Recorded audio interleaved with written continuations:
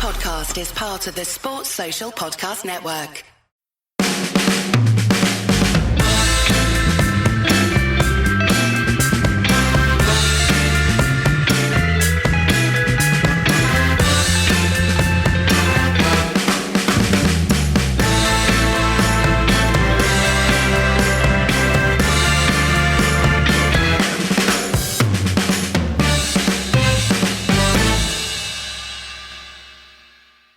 How have you been? Yeah, really good. I even enjoyed some of the international football, which is not something I expected to say. You what? Heresy. I know, yeah. England were really fun in that first game against Germany. Wasn't it a strange feeling to be watching England and quite enjoying it, and then you got United really dull? There's something wrong with this picture. There really is. But of course, there were big talking points which kind of directly relate to United's situation at the moment in that. And I don't mean this to have a pop at our captain, but England were certainly much more fluid and exciting up front, and I think it would be a really terrible decision to start Rooney ahead of Harry Kane in the summer. Well, yeah, I mean, I suppose they could play Rooney in a slightly deeper role, but then you're starting him ahead of other players, particularly Dele Alli, who Ferguson said was better than any young midfielder he'd seen since Paul Gascoigne, which people somehow managed to take as a slight on Paul Scholes, but I suspect Paul Scholes, having not been a midfielder at that age, might have played into that. Yeah, no, I think so. Could have signed him, of course, 3 years ago, he was at Milton Keynes Dons, so missed out there. Looks a fine player, as do a number of the other young England players. So yeah, it's quite a strange experience to be watching England, and they're quite exciting. Although they put it right at Wembley against Holland in what was not a great performance. No, that was a slightly odd one, wasn't it? It was a kind of reversion to type, really. James Milner being the captain was perfectly emblematic of that performance, really. It was the kind of performance you would expect from a national team whose captain is James Milner. It really is, isn't it? Yeah, one of the better Twitter handles is Boring James Milner, who gets James Milner to a T, or at least the caricature.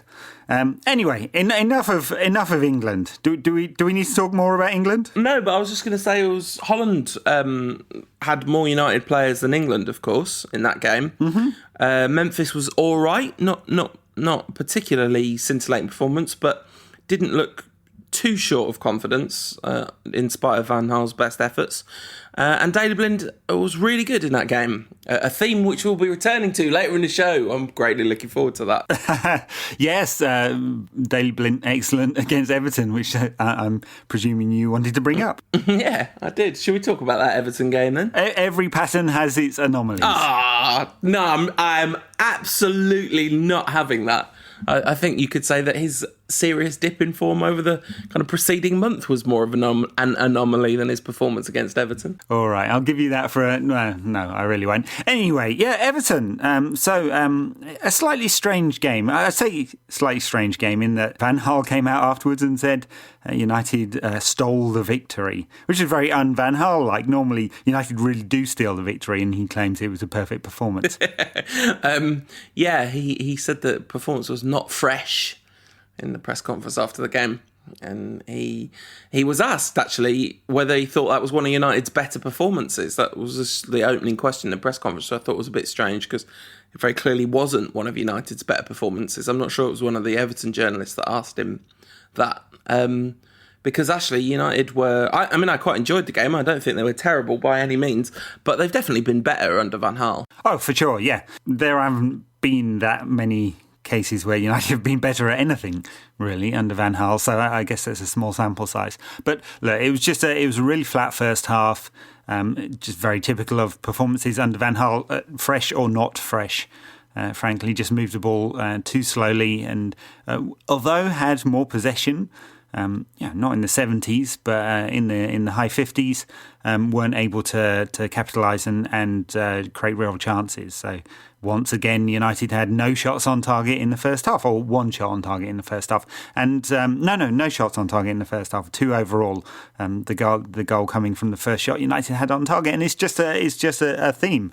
The thing that was different, of course, is that with Rooney out the side, not having a go, United just have more movement up front. I mean, it's clear.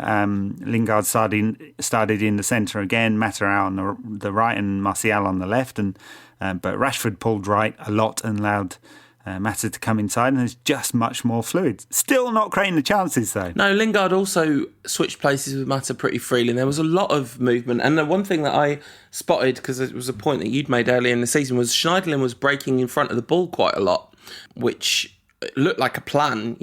Once he did it, went out to the right. Another time he did it, broke sort of to the edge of the box. And that was when Carrick was in possession. So that was nice to see. Well, he did it against City as well. So although he actually started from a more forward position against City, Van Gaal seems to have given him a little bit more freedom, much closer to the role that he had at Southampton, where, of course, he was, the kind of all-action box-to-box type player-ish, sort of.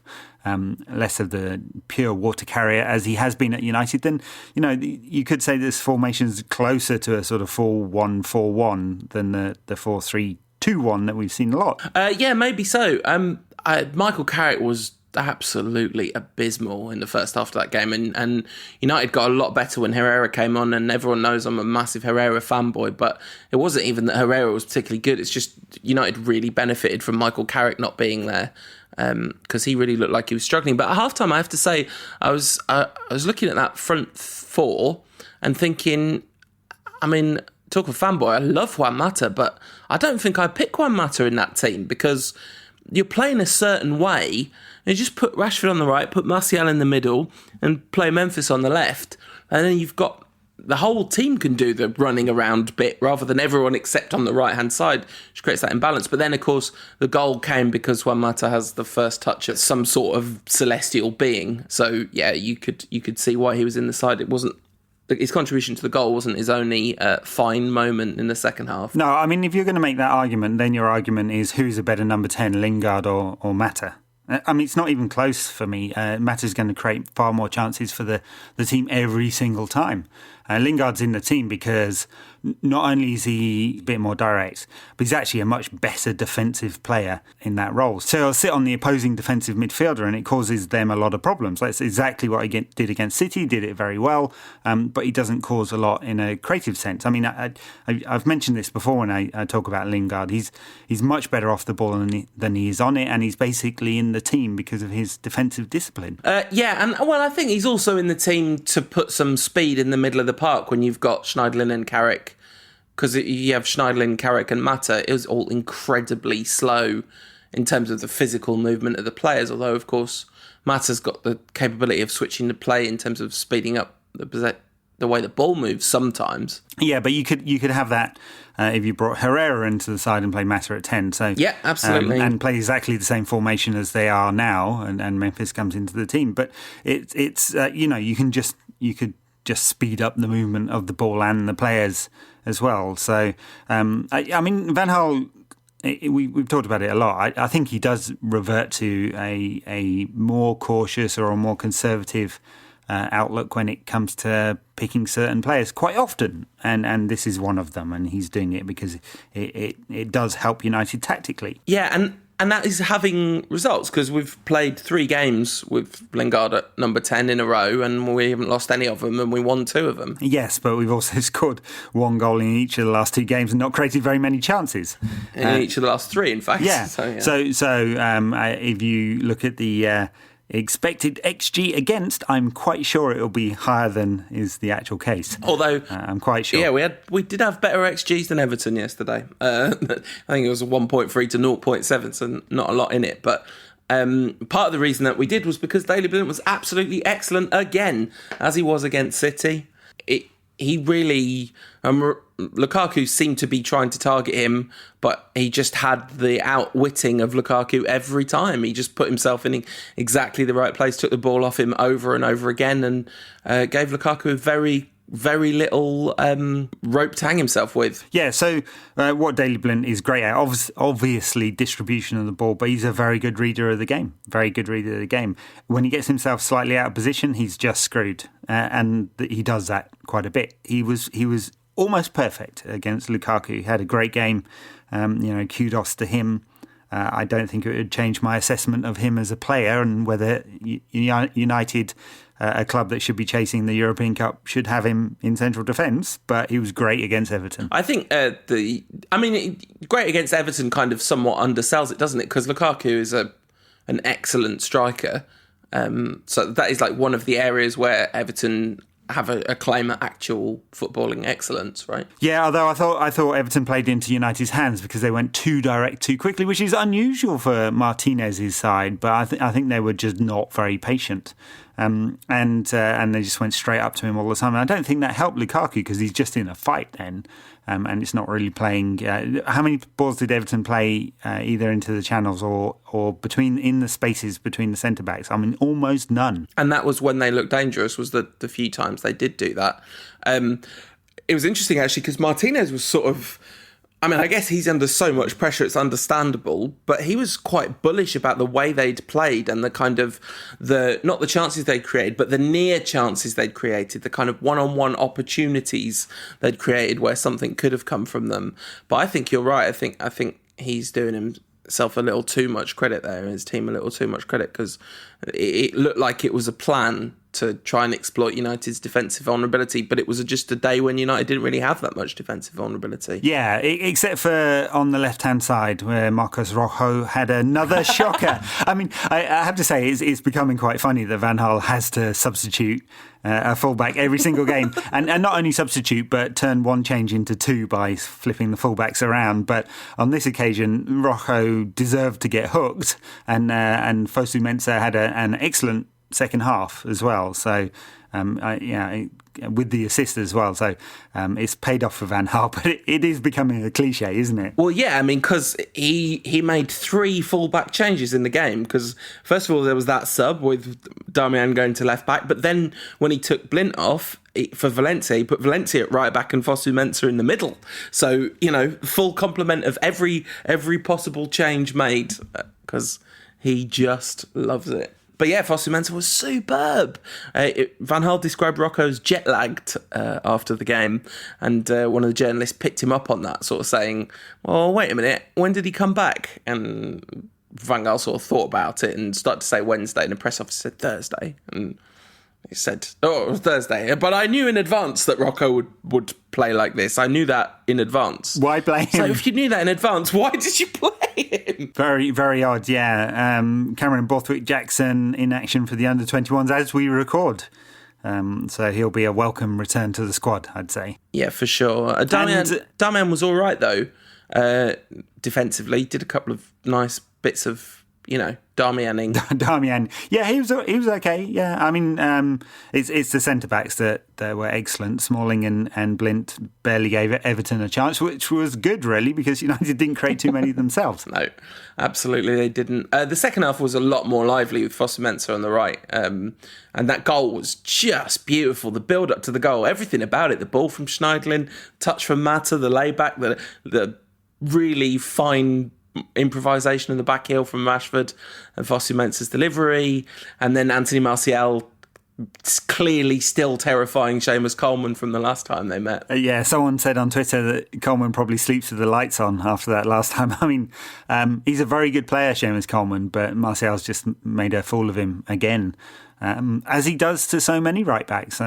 It's in a way, you can see why Van Gaal is playing the system that he is. At least, playing Rashford up front and Martial on the left, because he's trying to cram these two very exciting players into the side. In a way, it's a shame that Martial doesn't get more of an opportunity to be in a much more direct and dangerous position on the pitch, because he'd be getting into more of those positions if he wasn't doing any defensive work, and he does a lot of defensive work. Just absolutely outstanding. He's got a proper chant now, which is nice. I'm glad about that. It's got words and everything, so this is a very positive step, having been reduced to the Seven Nation Army chant, which wasn't good enough for Martial. So that was nice. There was 10 minutes of that from the Stretford end after his goal. 13 goals this season, so he's hot on Rooney's heels. Who will be top scorer by the end of the season? Let's hope it's Anthony. He deserves it. I don't mind who it is, really, but where has Rooney got goals in? I was looking this up earlier, and he's outscored him in Europe and the league. Martial has, but I guess Rooney's got goals in the cups, maybe. So Rooney has only got 3 goals. I know this because I did a piece a week or so ago. Only got 3 goals against any team in the top half of the Premier League. He's got a lot of goals against very mediocre opposition. So he scored against Ipswich and Sunderland, and those 3 against Club Brugge and Derby. and a whole bunch against the bottom half of the Premier League. Yeah, I've just twigged that's why the stats I looked at didn't look good for Rooney, because they didn't have that Club Brugge game included in the Champions League games, which I don't know why they did that. But anyway, but Martial's 13 goals, not a bad return considering he spent most of the season at left wing. But I don't know that he's that much less dangerous at left wing. It's not like you think, well, if he'd played centrally and someone else had played on the left yesterday, United would have necessarily created more chances, or even that he would have taken chances that someone else didn't. No, but it's he's just so dangerous there. That he's going to score a lot of goals, It's just that little bit of composure he sometimes lacks. And sometimes he's just beautifully composed. It's just that little inconsistency. Once he gets that right, which he will, he's going to score a lot of goals. And that's when you definitely want him in the most dangerous positions on the pitch. I guess, we'll come to an interesting point if and when Memphis finds his feet in England, then there's a decision to be made. At the moment, of course, Rashford's also playing very well. Looks like a very, very good number 9, doesn't he? He does, and it was really lovely that he was on the cover of the programme on merit on the day that the Sir Bobby Charlton stand was unveiled. There was a beautiful circularity of United past, present and future in that. Lots of lovely pomp and circumstance, a very nice moment. Van Gaal saying he had tears in his eyes watching the ovation that Bobby Charlton got, and Tifo looked great. That Stretford End flags get a load of stick, and I think a great amount of it is deserved, but they always do a good job on these kind of occasions. So it was nice. Indeed, yeah, it was a really nice ceremony.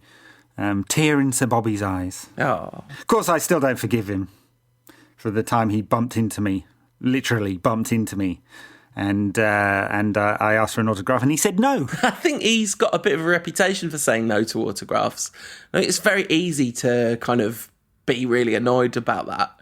But you just think, at what point, when you've been in public life, your whole life from being a teenager, at what point do you just think, I just can't be bothered with this anymore? I think you make exceptions when you're not looking where you're going and you bump into a famous podcaster. You never seen Bobby Charlton in a jazz club in Rio de Janeiro, have you? That's very true, yeah. I mean, one of the things that's nice about this is, I guess, for like younger fans, these kind of opportunities are times when you learn the history of the club, right? Which has some merit, knowing all that stuff. And I think Bobby Charlton's kind of slightly standoffish public persona is really, really understandable when you think about what happened to him, like the level of trauma he sustained and the fact that he came back from that to win the World Cup and the European Cup and European Footballer of the Year, which was what was basically World Footballer of the Year in those days. Just absolutely extraordinary career, and I guess he's honoured not for that so much as, you get these kind of honours for the administrative stuff, don't you? And he's been a director for a really long time, which is of course also problematic at United, because that means you were part of a pretty bad regime. Yes, yeah. Well, so look, well deserved. A genuine legend in terms of the number of games he's played and the number of goals he's scored. And I think the stuff about his personality or whether he's a very liked person is irrelevant, really. So it was a really nice ceremony and a nice gesture. Of course, we've talked about this before. Is it the sort of sign that says, about time you retired, Sir Bobby, and just ease him out the way as Mourinho comes into the club? Because rumour has it that Sir Bobby is one of the most vocal when it comes to being on the anti-Mourinho bandwagon. Is it really the Jose Mourinho stand? Is that what we're saying? This is the cost of doing business is the name of this stand. So who gets the... obviously you can't rename the Stretford End, but who gets the K stand first? Is it Malcolm Glazer or Wayne Rooney? Well, the thing is, I reckon, in Rooney's next contract, he gets the word Paul put in before Stretford in really little letters, and he gets the K stand renamed the Kai stand. And that's why he's called all his kids names that begin with K, because he wants that stand. How many kids has he got that begin with K? 3 or 4. Ooh, conspiracy. Yeah, it's a lot. In fact, a friend of the Rantcast, Mary, says now that Sir Alex and Sir Bobby have stands inside Old Trafford named after them, do you think Sir Matt should have one? Should it be the Sir Matt Busby K stand? Maybe it should be the Sir Matt Busby Stadium, brought to you by Mr. Potato Chips. It's funny, isn't it? Because, I mean, Sir Matt's got a road. That's pretty good.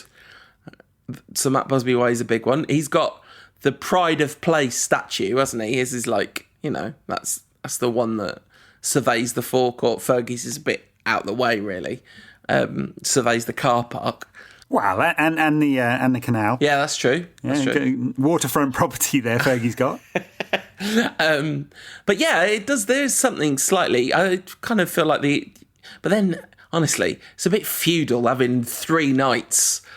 The stands with 3 stands with Sir in them. If this was Rome in the era of the emperors, they'd be bashing each other's statues down to put their own up. The Sir Malcolm Glazer stand is coming. Yeah, absolutely. Ryan Giggs. I wonder what he's going to get named after him. It's got to be something. But we are running out of stuff to name after people. And once you start, it gets really messy. Yeah, true. And I think we're running out of conversation and we're having a 10-minute segment on statues. Yeah, should we do some Twitter questions? I think we should. All right. I don't know if do you watch The Walking Dead, Ed? I watched the first series and about 2 into the second, realised that every single episode is exactly the same and didn't watch it ever again. All right, sorry, Johnny Bravo, we're not answering your question because I don't watch it either. At Big Shimmering Wall, asking the important question, says, where does the LVG Fosu Mensah fist bump rank in the season compared to the Lingard-Rashford one? I mean, it can't touch the Lingard-Rashford one, which is my favourite fist bump in history. But this is definitely the season of the fist bump, and it was nice to see. Yeah, quite a few fist bumps and dabs and daps and other stuff. Actually, one thing I meant to mention, how many back heels did Marcus Rashford do? He'd obviously been on the training pitch practicing back heels. There were about 6 of them. There were, and one of them led to the goal. Our friend Oata used to have a theory that this was the René Moulenstein effect, when Welbeck and Cleverley were always trying to back heel it to each other. It's like, this is the Moulenstein factor. Yep. Well, it's the small-sided games that he had going. So, yeah, probably true, actually. But Rashford's now of the age where he would have been 14, 15 when Moulenstein left. So she was a long time ago now, isn't it? So, wonder how much of that would have had an impact. The good old days. Maybe it's the, what was his name? Steve Round fact. You know what? I'm just going to go out there on a limb and say that no player ever in the history of football will ever say, and the biggest influence on my career was Steve Round. At Miguel Gomez says, if Mourinho was our manager this season, do you think he would have won the league with the team given the current state of the Premier League? Yeah, I know. It's an interesting question, that one. I have no idea how to say yes. Maybe not. I mean, it feels like there are too many weaknesses in this squad, but it's not worse than Leicester's squad, is it? No, it's not. And this is just a very weird old season. It's reset the paradigm in the Premier League. We'll see if it resets itself back to what it's been for such a long time. But, it's so open, it's ridiculous. Yeah. So earlier in the season, I think we said that there were really only 2 outliers in terms of the statistical models, and that's Leicester and Chelsea. Leicester significantly overperforming, Chelsea under. I think Tottenham have overperformed by a couple of places, and United are about where most of the models said they would be, sort of 4th or 5th, around about there. So it's not that crazy, the season. There are a couple of really significant ones that are over and underperforming, and that's made the whole Premier League look a bit weird. In the spirit of writing Leicester off, because, that's what everyone does, right? Can we write them off for next season? Because they're not going to spend so much money that they have a huge squad. They've had a remarkable injuryless run. I think the worst number of games missed by any of their top 6 key players are 2 this season through injury, and playing Champions League football is really going to throw them out of sync. So can we write them off for next season? Sure, that's absolutely fine. I've got no problem with that. But they're 7 points clear at the top of the actual real-life league. The actual one, not some pretend one we're all just doing for fun. The real league, Leicester, on April the 4th, as we record this, are 7 points clear at the top. Like, it could be overturned from here. We know that, right? We were 8 points clear at this time, however many seasons ago that was. But it's unlikely. It's getting ever less likely, isn't it? They only need 12 more points. I mean, depending on the result next weekend, if United beat Spurs, Leicester could come to Old Trafford needing a guard of honour. It's unlikely. Or actually a very real scenario is that they come to Old Trafford, win, and become Premier League champions. Like Arsenal. They'll be singing about how they won it at Old Trafford for the rest of time. So for the sake of fun, I went through all the fixtures for the remainder of the season and just guessed them all. I mean, it's obviously ridiculous because how do you know what's going to happen in 4 weeks' time? But I did it, and I was surprised. I wasn't really thinking about the context of the table with each game, just picking some results, and I have Leicester winning it by only a point. Interesting. But I wonder whether that's the kind of unconscious bias of underestimating Leicester. Yeah, might well be, yeah. But they've also got some really tricky games. I mean, they do play us, but they also play West Ham and Chelsea on the final day of the season at Stamford Bridge. Yeah, that's true. But, you know, there's every chance they won't need anything by that game, isn't there? So, and then also, this is assuming that Tottenham can sustain pressure, or that somehow Arsenal overtake Tottenham and they sustain pressure. Yeah. You know, and there's every chance that that's not going to happen. I mean, I think the fact that Tottenham drew with Liverpool at Anfield is not really a disgrace, is it? As a result, but performance-wise, they look like they were kind of suffering from that international break where so many of their players had starred. They just didn't look quite at it. So you know, twists and turns left in this one, as the old cliche goes. Yes, including for United. So the victory over Everton keeps United in touch with City, and obviously West Ham drew, so they've dropped points, but it's going to be super close. Yeah, absolutely. And we'll come on to more discussion of that when we talk about Tottenham in a minute. At Tantan MUFC says, can Daley Blind be a part of our next title-winning 11?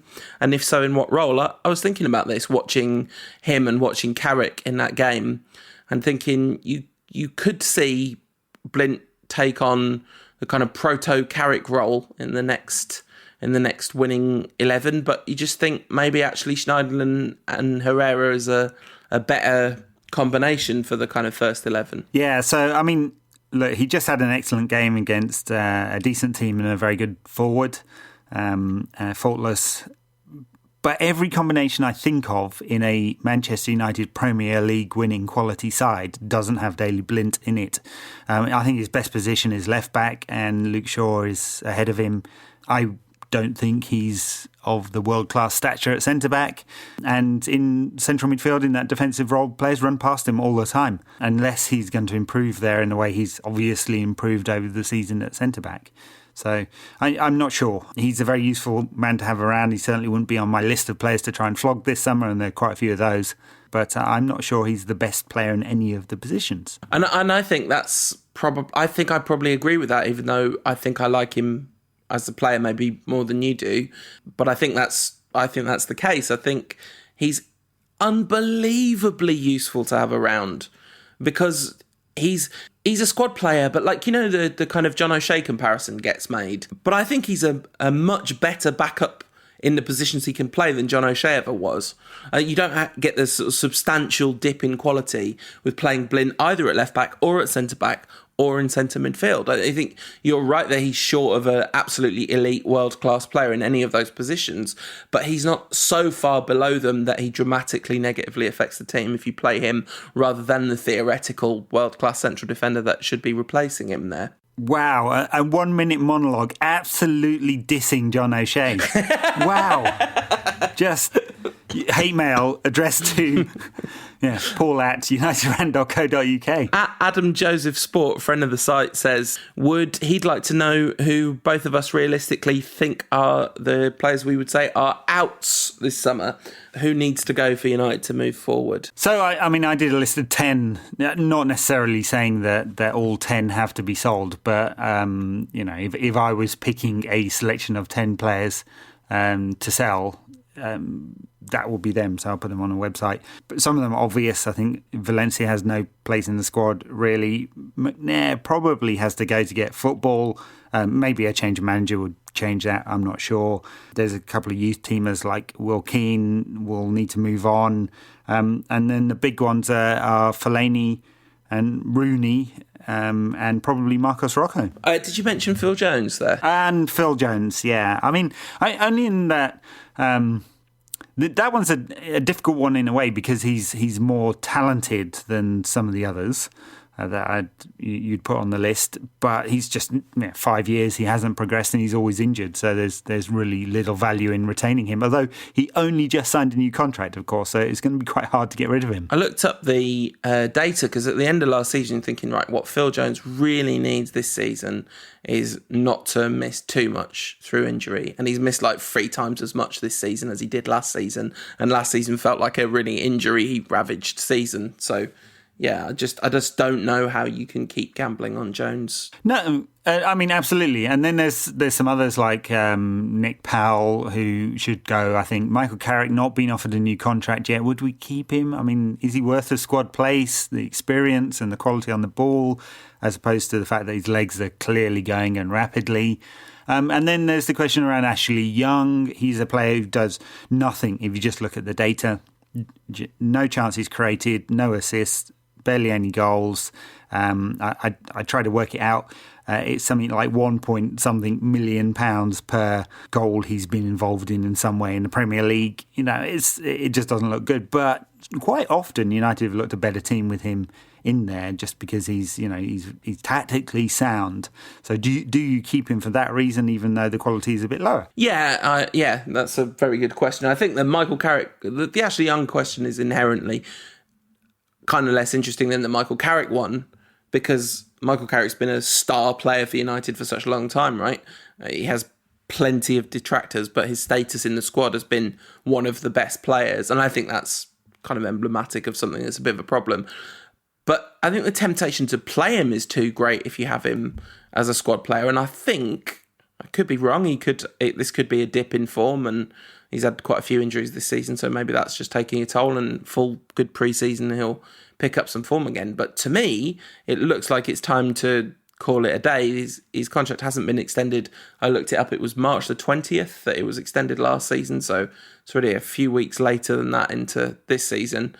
And watching his performance against Everton, there's absolutely no way on earth we should renew his contract, because you say his quality on the ball, but his legs going is really affecting his quality on the ball. Like, he's making even more conservative decisions with his passing than he used to. Right, yeah.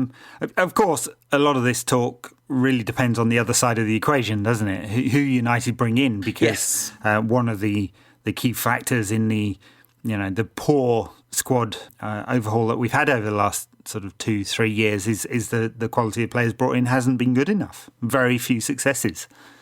Do we believe that Ed Woodward will do the job? Well, absolutely not. I mean, we have no reason to believe that Ed Woodward will do the job. I mean, like, the talk about Ibrahimovic coming is a really interesting one. Obviously, it's just talk. In a way, it'd be fun to have Ibrahimovic around, but on the flip side of that is that's not at all sustainable, is it? That's incredible short-termism, and maybe that's just paper talk, so it's unfair to tarnish Woodward with that brush, but it wouldn't be that surprising, would it, if Look, I'm quite sure that Woodward would be interested. Of course he would be, because Ibrahimovic is a massive global icon. What a player to have on the marketing material. Would it be worth the £500,000 a week contract that he wants, apparently? For a couple of years. At sad_Ryu says, why ask questions when the answer is always Tony Martial? That's a good and fair point. And the final question of the week, at C Armband, our friend Chris says, if you were to marry at the centre circle of Old Trafford, who would you rather conduct the ceremony, Fergie or Van Gaal? Well, Fergie, after a few wines, is engaging company, so Give him a bottle of vino, fine Bordeaux, and that'd be fun. Van Gaal has got the better jokes. Yeah, this is potentially true. That is actually a much more difficult question than you think. I mean, obviously, you think Fergie because of the legacy, right? It's Fergie. But Van Gaal is just a lot of fun in the right setting.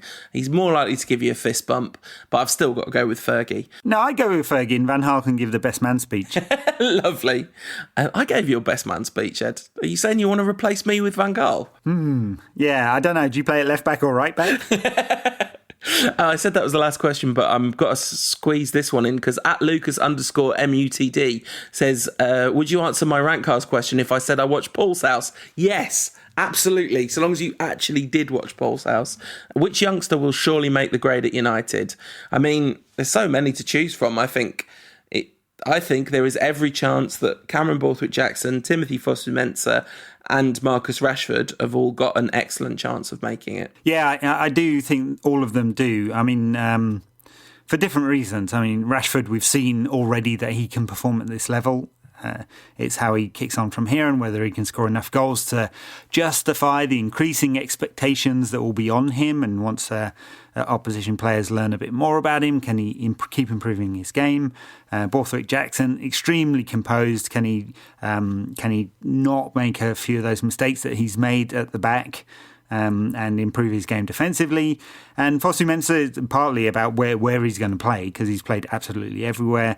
He's got bags of pace physically, great athlete, very composed on the ball, could play, I suppose, in midfield. Not necessarily where I'd think about him playing, but definitely got a great chance. And the one in the under-21s who I'd really pick out, and this is it's a kind of no-brainer really, is Roshan Williams. And I think he's got a fine chance too. And it would be quite remarkable and definitely something to thank Van Gaal for if this happens. If more than one of them make the grade at the same time, because it really has been a very long time since that happened. We've had loads of Rantcast questions about the future of Van Gaal and whether you'd think about, I'm not picking anyone out because loads of people asked it, but like whether you'd think about keeping him for another season, because this is exactly what I was going to say. No, it's a total no-brainer. Why on earth would you keep him? You're going to get exactly the same thing as you've had for the last 2 seasons, which is going to be extremely frustrating, very limiting. Do we trust him and all the management to bring in the right players and develop them the right way? Do we understand what his plan is? No. And add on top of that we know it would be his last season, therefore he's a lame duck manager. Just doesn't, and that's going to have have 2 effects. One on the playing squad, not thinking about the long term and not worrying about whether their position's safe or not. And it clearly has an effect on players. Did under Fergie, is having an effect on Pellegrini's squad right at the moment. And the other is players signing for United this summer when they know the manager's only got a year left. So no, absolutely no way I'd keep him. The only way you'd keep him is if there were 0 options out there, or the only option out there was like John Carver or Alan Shearer or something. Yes, I basically agree with all that. The one thing that a few people have pointed out is that in a way the team is actually finally starting to learn how to play Van Gaal football. But I think the real indictment on that is that it's still rubbish, even when we're winning. They are definitely playing the system more effectively. They definitely know more about where they should be standing, for example, than they have done previously, but they still aren't executing at a high level. And I just don't see there being the stability needed to bring that through. And I will definitely be sad to see Van Gaal go on a sort of personal level and in a really having wanted it to go well for him. But I won't be sad at all to see him go from a football point of view, because it's been so boring this season. And like people say, if Mourinho comes in, we'll play dull football. But it's not going to be the same kind of dull, is it? Yeah, I mean, the whole bunch of management theorists will tell you that this company management theorists, not football management theorists, will say it's 10% strategy and 90% execution, right? So for all the brilliant tactical mind that Van Gaal apparently has that we've not really seen, the execution has been very poor. It's been a failure for 2 years. Really doesn't matter how United do over the next 6 games, even if they sneaked into the Champions League, even if they made third, like Van Gaal claims that they're going for, it's still been a failure for the last 2 years. So for me, there's zero justification for keeping him on in any form. Yeah, I'm with you. Okay, so talking of how we do over the next 6 games, the first one of those is at White Hart Lane on Sunday. That's going to be a tricky one, isn't it, Ed? Even trickier if Wayne Rooney is back. Sorry. Just had to say it. The thing is, that's true though. That is the thing, that it is actually slightly bad news that Rooney's back. Even if you love Rooney, he does not come back from injury well. No, he really doesn't. And we have multiple examples of this. So if he comes back next week, we'll see. He says he might be available. Does he get the special privileges and the Fellaini privileges, should we call it, and go straight back into the team, or does he have to play an under-21 game? That's absolutely amazing. There's a strata of players, a special treatment reserved for Marouane Fellaini. A smattering of boos for his name being read out on the bench before the Everton game. Maybe they were coming from the Everton fans now that I think about it, actually. That makes me feel a bit better. Didn't think it was very nice if United fans were booing. You shouldn't have done that, Paul, really. I was saying Marouane. Very good. Yeah, no, I'm sure that was from the Everton fans. Yeah, let's hope so anyway. The fact that the Spurs didn't look very good against Liverpool is kind of irrelevant. They've got a week off, haven't they? And United's task is a tricky one. Harry Kane in absolutely scintillating form again. Very clearly proven that last season wasn't some kind of fluke. And he just looks an absolutely electrifying prospect, doesn't he? I mean, it's kind of hard to talk about him in those terms because he looks so much like a 1920s superhero, but he's an incredible talent. Yeah, and then he opens his mouth and he's a 1920s superhero on helium. Well, quite, yes. With a Cockney accent. So, he's in great form. And given he started the season quite slowly, actually, Kane did. Yep. And he's just had a brilliant last 4 or 5 months or so. Not everything comes off for him, but we talked about bravery on the ball a couple of weeks ago, didn't we? He's so brave on the ball because he wants it all the time. He takes real responsibility and he's just great with the ball at his feet, as we've seen in some of his recent goals. So explosive performances recently. It's not just him, though. There's lots and lots of movement around him at Spurs. So and that's why they are probably going to be it's between them and City, right? Who's going to score the most goals in the Premier League this season, but they're going to be close to it, and it's because they have a very, very effective attacking unit. But of course, Kane will be in Blint's pocket, right? I mean, he was when they played back in August. Harry Kane was man-marking Daley Blint in that game. He was the first of the superstar strikers to try and take Blint on, but many have tried, few have succeeded. It's the bang average strikers that have done well against him. But yeah, I mean, actually, I think Blint's quite a good match because he's so smart. But the problem is that even if you keep Kane relatively quiet, he'll just blast one in from a ridiculous position. Yeah, and Spurs just move the ball really well as well, and they create space for him. So what do you make of Dele Alli then? Fergie says best young midfielder in this country since Paul Gascoigne. Very high praise, obviously. So may or may not be true. I think he's a really excellent player. He's... it's interesting. He probably would fit very well at Old Trafford. He's not the kind of player that actually United have had very often in central midfield down the years. If you think about it, someone who's willing to carry the ball. He's not exactly a sort of prototype Gascoigne player, is he? He's not going to dribble past 5 players, but he carries the ball really well with loads of pace. Very creative. Not a classic number 10 by any means. Kind of more a modern 10. And can play in any sort of attacking position. Just looks like a very, very good player. Yeah, absolutely. Although, the goal that he scored, where, the goal where he flicked it up and span round and hit it into the bottom corner. Mm-hmm. Everyone went absolutely wild for that goal. And I'm very fond of Dele Alli, but I can't back that for goal of the season just because of how poorly it compares to when James Rodriguez did the same thing in the World Cup but blasted it into the top corner, thus making the whole thing look more ecstatic. And that's a very important quality, I think, in a goal of the season. It has to look good as well. Yeah, absolutely. Yeah, we'll come to that in our end of season wrap-up show, won't we? Where we Yeah, it's coming soon. Yeah, I'll have to do some thinking about that one. There's been some crackers recently, especially from Harry Kane. Absolutely beautiful turn and goal for England the other night, and a couple of weeks ago, stunning strike against Arsenal. Yeah, that was another mad thing about that England game. Sorry to bring it up again, but the quality of the goals, like the Jamie Vardy goal as well. I mean, Jamie Vardy equals bad, obviously, but what a goal. Yeah, he's got some stunners as well. Yeah, absolutely. So we don't have to worry about him on Sunday, but we can give him a massive boost by putting one over on Tottenham. I don't think it is in any way reasonable to be particularly confident about United's chances, but if there's anywhere we've done well, it's against the teams competing for glory. We've been all right generally against them. Yeah, I mean, not great away from home, generally speaking, this year. United don't score very many goals.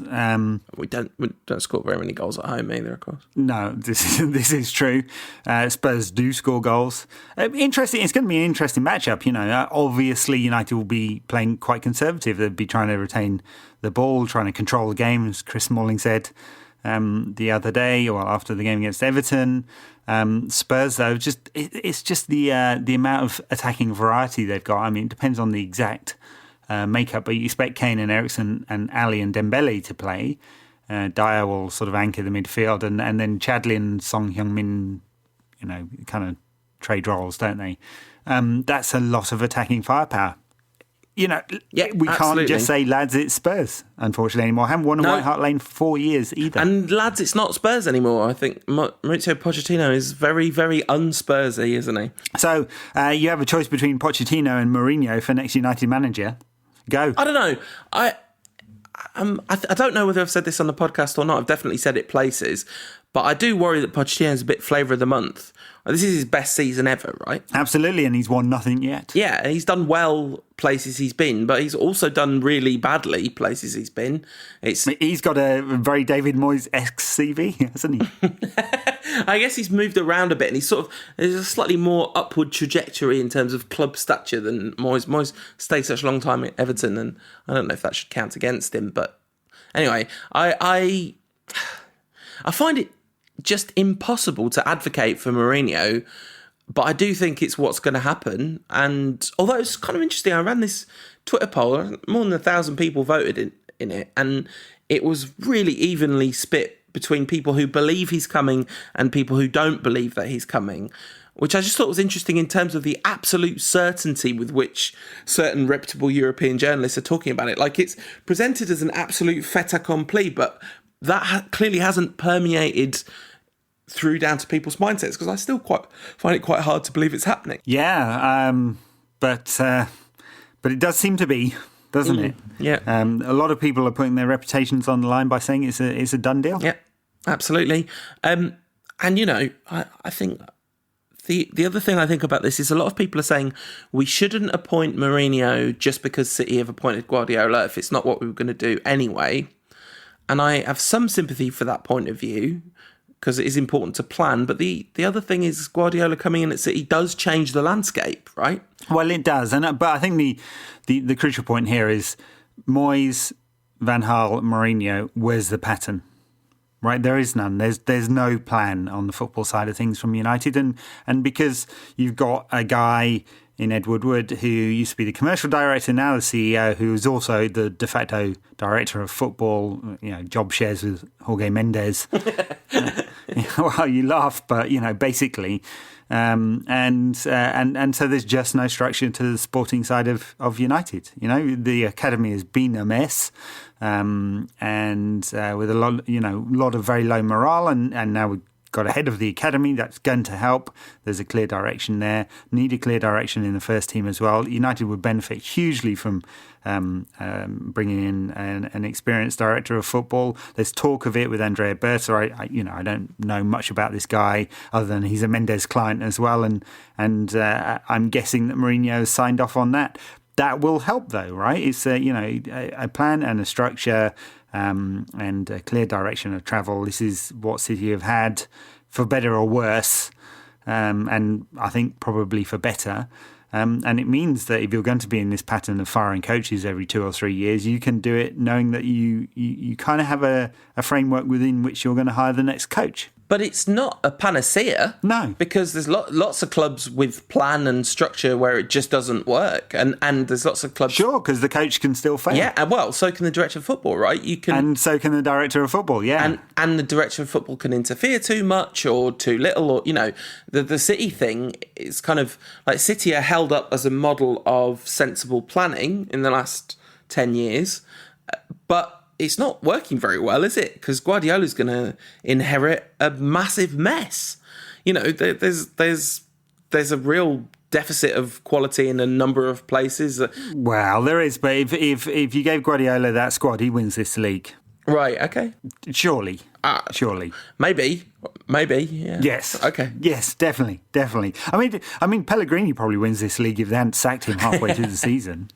This is a completely ridiculous side point, but Rob Pollard, friend of the show, writes about Manchester City for the Manchester Evening News, and there was a below the line comment which called Manuel Pellegrini Mugwell Pellegrini, and it is legitimately the funniest thing I've ever heard in my life. I just can't stop picturing the person absolutely incandescent with rage typing Mugwell Pellegrini into his Manchester Evening News account. Yeah, very good. Yeah, I like that for its visceral childishness. Exactly. That is the perfect description. It's visceral, but he manages to use incredibly childlike terms to do it. You see, that's exactly what I was going for when I set up Rant, and then I went all intellectual. Now I do like 1,500-word think pieces. How's the traffic compared to when you were just unleashing your id? Well, what do you think?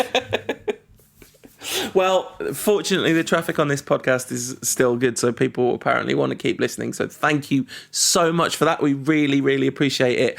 It is fun to talk to you, Ed, each week, but it's even more fun to think that people want to listen to what we've got to say, so that's lovely. All the usual places you can get us if you want us. Massive thanks to Tom, who you can find on Twitter @TeachSound. Seriously, we have a wide listenership. If any of you need any sound work doing, definitely hit up Tom, because the man really knows what he's doing. He makes us sound pretty okay. Miracle. And, yeah, exactly. No auto-tune inside. You should hear his real work. It's outstanding.